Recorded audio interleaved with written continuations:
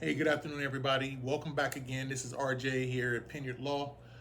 Today's conversation is going to be about yours truly. I wanted to talk to you guys from a place to let you know why you are hearing from me and why I feel that I can be a benefit to you guys, and hope that we can help each other to grow. Because what I do, it comes from a very sincere place. My beginning, again, like most of you, we signed our names on a dotted line and we took the oath and we went off to the military.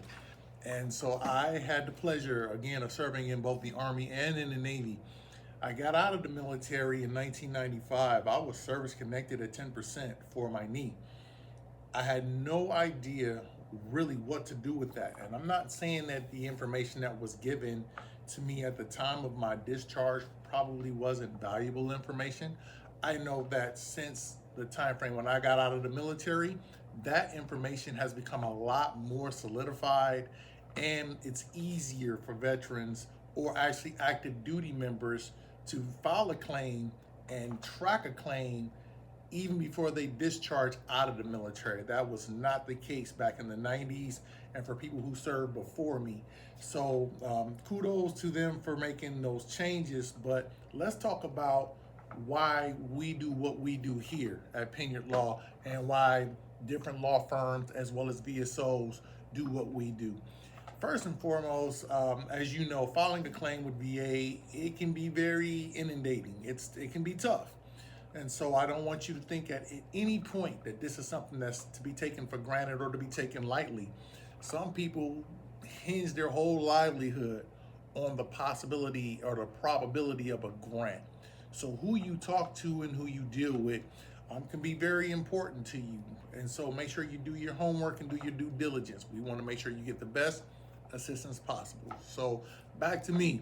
Again, young guy, got out in my early 20s, had no idea what I had. I'm 10% service connected through the DOD, but had no idea what to do with that 10%. And it took me till 2008 before I actually received my compensation through a VA exam rating my knee. And with that being said, it became a mission for me. I was like, I really would like to go to work for the VA. I want to know more about the VA. And I want to make sure, because I felt like you have a connection. I'm a veteran. I meet veterans. I thank veterans. But I want to figure out how can I be of a better assistance to veterans. That was my goal. And I got an opportunity in St. Louis, Missouri to become a medical support assistant working at the John Cochran VA Medical Center. I started off there working two teams. And there was a sterilization of instruments issue back in the mid 2000s, around 2010. So some of you may remember that, especially those who were at the John Cochran VA Medical Center or the Jefferson Barracks VA Medical Centers around that time, or around the surrounding area. If you came to the dental review or to the dental clinic there, you would be familiar with the dental review clinic. That took place where we had to call about at least 1,800 veterans, I believe, and they had to come back to be tested. Well, I was made a lead there. And this all came from the short period that I got into my role. It was like I wanted to be the best. That's all I can tell you.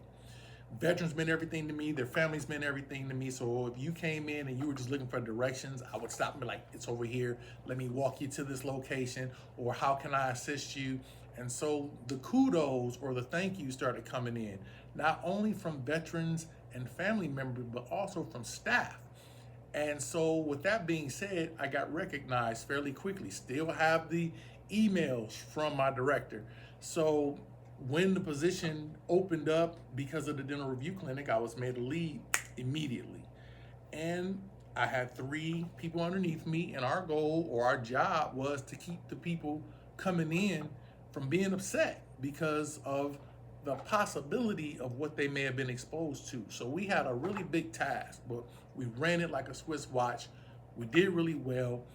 Being personable is something that I pride myself in. Again, having walked a mile in some shoes, you know exactly how they feel. So talking to people from this standpoint is something that I feel like I'm honored to do. I feel like I've been called to do it. Did really well there. So what happened next was they said, hey, we know that we hired you because we're going to open up a community-based outpatient clinic, or CBOC, in Washington, Missouri, and we wanted you to go down there and help us to grow that location. But we need your assistance over at Jefferson Barracks. So next thing I know, I'm on a bus and I'm on my way to Jefferson Barracks, and I get to Jefferson Barracks, and the first day I get there, there's a line around the corner, and I walk into this office and I'm like, what is this? It's like unbelievable to me. It's veterans everywhere, and it's chaotic, and there's people that are upset, and there's people cussing and screaming and hollering, and they're like, we've been dealing with this every day. And I sat there, and it took a couple weeks before I got acclimated. But once I got acclimated, I looked at the gentleman that I worked with, and I said, hey man, I said, we got to do something about this. And he said, well, what is your thoughts? I said, I'm going to go into the lobby, and I'm going to talk to the veterans, and I'm going to talk to them. And he looked at me and he says, you're going to go out into the lion's den with a meat suit on. And I said, what does that mean? I have no idea. So he says to me, basically, you're going to go out into this lobby and they're going to eat you for breakfast. They don't want to hear from you, man. They don't care. They just want to get paid, because this was the enrollment and eligibility and travel pay department. I said, I got to do something, because we come to work early in the morning. We don't get off till late at night because the line's wrapped around the corner, and it's just not efficient. So I get up, I go into the lobby, I say, good morning. And they look at me like I am absolutely nuts, okay? They gave me this look like, who are you talking to? And I'm like, you know, you got a few say, good morning. I said, no, good morning. And they said, good morning. I said, I have a question. I said, my name is RJ. I said, I basically work in and run the enrollment and eligibility department and travel pay department. How many of you guys are here for enrollment into the VA? People raised their hand up and said me. I said, okay, this is a very easy process. Do you have your 1010 EZ form? All we need is that, and a DD-214 basically was all we needed to get you underway. I said, you'll get that, turn it in to us. We may ask a few questions, you'll leave out, and then we'll submit it off. And within 30 days, roughly, you'll get a letter from the VA letting you know whether enrollment has been granted. And if it's been denied, they'll let you know why. So then I said, okay, how many of you guys are here for travel pay? Man, that whole lobby raised their hand up. It was like everybody was raising their hand. Here for travel pay. Well, we had figured out that basically, if we knew what days you were claiming for, it took us no time to type the information into the system and to get a travel voucher printed out for you roughly within a couple of seconds. So I was like, you know, it takes you guys longer to get your cards out of your wallets or your purses and then come into the office. You'll have your dates and your times, but it takes longer for you to pull it out than it takes us to plug it into the system and get you on your way.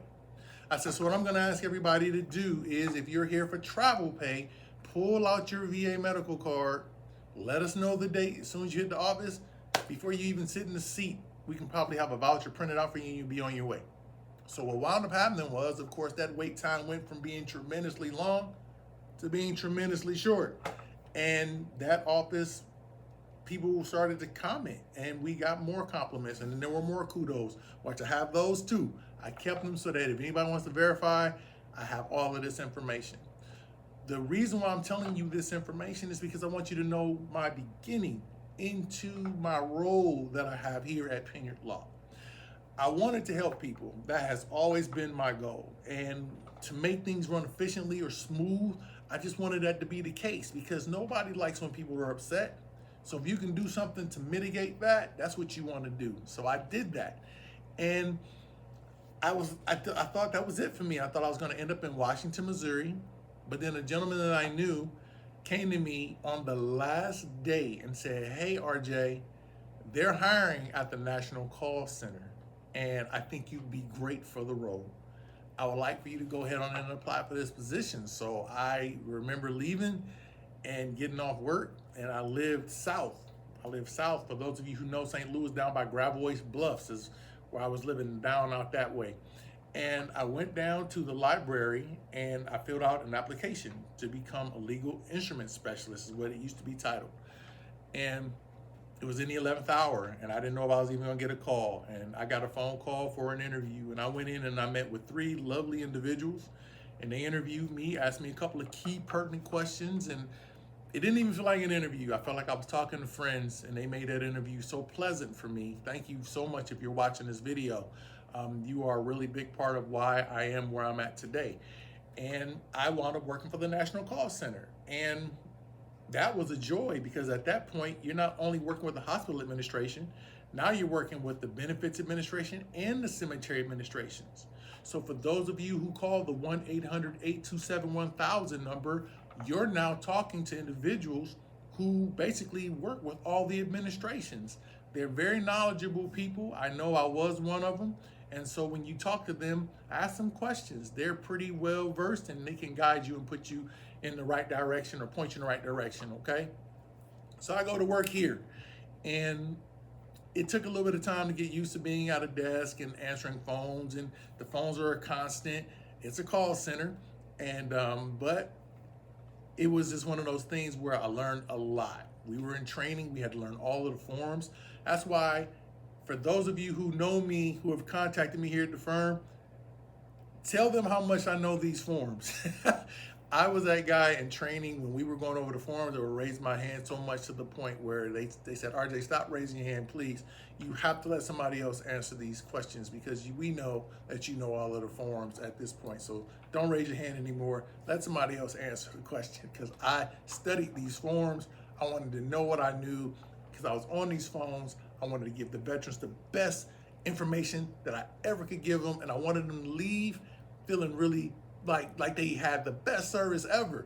And it was one of those things where people started complimenting me. They were saying, you always thank a veteran for their service, or you always thank a spouse for supporting a veteran for their service. And so they started picking up on that, and the kudos came again. Well, there was an opening for a VSR, or Veteran Service Representative position, in St. Louis and also in Indianapolis, Indiana. I wound up applying for both. And I got a call from the Indianapolis, Indiana regional office. And I remember who I spoke with, still talk to him sometimes, still to today. He's pretty high up in VA now. If you're watching this video, thank you so much for the opportunity. You know who I'm talking to. We did this interview, okay, which I hate to say it, guys, I had to sneak away from the phones to take this interview, but I took the interview, and I am going to tell you, if ever there was a time when everything could have been going wrong, this was the time. I mean, I'm outside, right? I'm on my cell phone. Service is horrible. There's road noise everywhere. There's police sirens, and there's ambulance, and there's all kind of crap going on. And I'm apologizing. I'm like, I'm so sorry. You know, I couldn't do it inside the building because there was people walking around. So I'm outside in the parking lot doing an interview. And I answered the questions. I got off the phone. I felt like that was the most horrible interview I had ever done. I said, there's no way these people are going to hire me. There's no way. That interview, I gave all I had, but the interview just seemed like it was terrible due to the excessive noise. Well, I got offered the position. I came to Indianapolis, Indiana in September of 2011, I believe it was, and I started at the regional office downtown Indianapolis, Indiana. And in the role of a VSR, or Veteran Service Representative, and learning that role, it was very key and pivotal. So when you guys contact the VA, if you file your claims by yourself, basically what they're charged with is, this is the VSR role, they're charged with getting information to make sure that first they verify that you are a veteran, getting your service treatment records if you haven't submitted those to them, and then whatever you claim, that VSR, that's their job. They go through these records to make sure that they're verifying all of your information, seeing if they can find a reason for you to get an exam so that you can go and move a step closer to getting that service connection. Well, I held that position, and it was chaotic because you're not used to it, but I did well. And from there, I had the opportunity to become a homeless coordinator for the state of Indiana and a minority veteran program coordinator for the state of Indiana. And that was a blessing. I mean, true blessing. because at that particular point, I got the chance to go out into town, work with the job ready facilities, and go in and speak to the veteran demographic. And what that did was I had business cards. So I'm handing out my business card. And I remember going to work one day and having my phone lines just blown up with people saying, I need your help. And that wasn't my primary role. So I had to juggle between the roles of a homeless coordinator, a minority veteran program coordinator, and a VSR, because the VSR was my primary job. So we would alternate, and I would go and I would help veterans here, but continue to do my role as a VSR. And then I was moved into public contact for a little bit. So we would rotate. And in public contact, pay really close attention here. I was given the opportunity to assist a homeless man, one of our brothers. And he came in very disheveled, he and his girlfriend, and he looked at me and he was like, I need your help. I had no idea what he was there for, but he expressed to me, he says, I am homeless.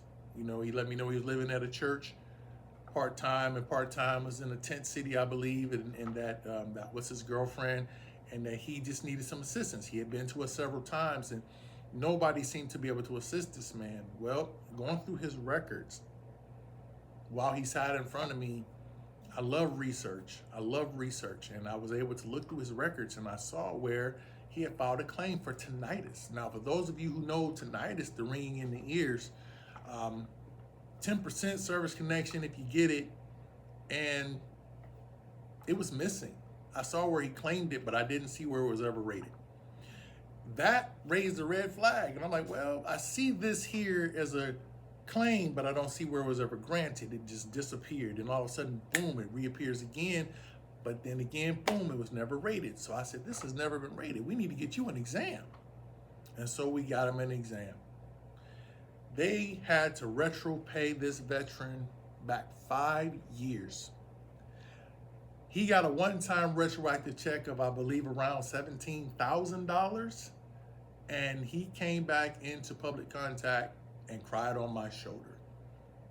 He thanked me and basically told me how much he appreciated me, and said that how many times he had been down there and not been assisted properly. But he thanked me and he cried, and I held this man, and it made me really realize that I was in the right place doing the right thing. And all I ever wanted to do was what I did in that moment, that feel-good moment where you know you had done something that's bigger than you. That was my moment. And that's when it kind of resonated with me. I said, man, I want to be the best that I can be. If I touch it, I want to be the best at it. If it's something that I feel like I'm meant to do, I'm not going to give you half. I never can do that. I might as well just leave it alone and never touch it. So that mindset gave me the opportunity to become a rater, or an RVSR. I went on to become an RVSR, and I served as an RVSR for a little over 2 years with the VA downtown. I learned a ton, and with that being said, that led me really here. There's a lot of things that happened in the interim, but in the end, I'm here. My job here at Pinyerd Law has given me the opportunity to do what I'm passionate about. When I talk to anyone on the phone, and that's why I offer the free phone consultations. That's why we do offer the free phone consultations here at Pinyerd Law, because we want you to know how much you mean to us. And it's important that you understand that I would never tell a person not to talk to another law firm, or not talk to a VSO, or not try to figure it out themselves.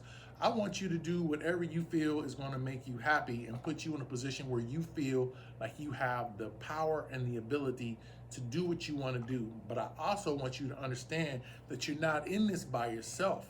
I do this when I come to work, no matter whether I have a full boatload of stuff to do or my day is extremely light. I don't have a bad day. I don't have a bad day because I love what I do. That doesn't mean I don't have stressful days, but I don't have a bad day. When you wake up in the morning and you feel that you're operating within the reason for you to be who you are, there should be no such thing.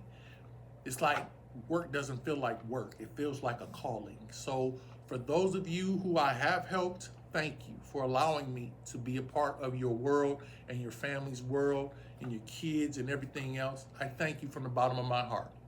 For those of you who have yet to help, I put this video out here because I want you to know and understand the man behind the words. So the consultations, when we talk, where the knowledge base comes from, when you read our Google reviews, I want you to totally understand that when you talk to me and you read the reviews, I've had people say, oh my God, I'm talking to RJ. And I'm like, yeah, you're talking to me. They're like, I can't believe it. I've read your reviews and now I have you on the phone. This is crazy to me.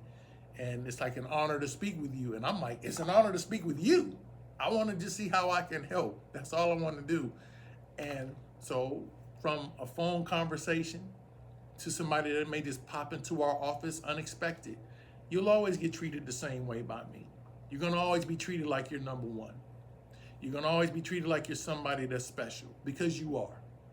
And you know your family loves you, but I want you to know that you're cared about here too. And again, that's why I'm not biased on who you talk to. I don't care who you go to. If the process gets tough for you, if you feel like I've done all I can, and I know that I'm entitled to something, or I really feel like I'm entitled to something, go talk to a VSO if you want to. Go talk to a law office if you want to. Or if you want to reach out to me, you're more than welcome to reach out to me here at Pinyerd Law as well.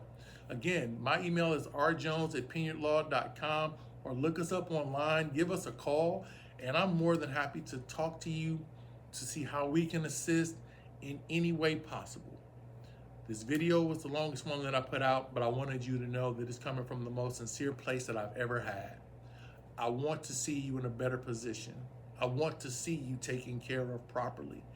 You're a veteran. You served your country.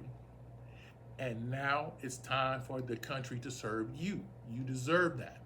So don't let anybody tell you different. If you know you have something or feel you have something, let somebody take a look at it. If you have your service treatment records, again, treasure trove. Look through your service treatment records. Take them with you to a VSO. Take them with you to a law office. And just say, hey, I have these records. Will you help me? See who's willing to do that. But if you have any questions or you need anything from me, please don't hesitate to reach out to me here at Pinyerd Law. It's my pleasure to assist you. And to everyone that I'm speaking to, for everyone that has watched this video, please be sure to like and share this video. Again, this is the longest one, but I want you to know that it is the one that talks about me, the individual, behind the other YouTube videos. So I put this out here because I want you to really know the man behind the words. So I thank you for tuning in. Please, please be sure to like and share this video. And if you know a veteran and you know that they need some assistance, like and share the video and say, hey man, you guys need to call somebody or call that guy, because I believe that he will definitely take good care of you, okay?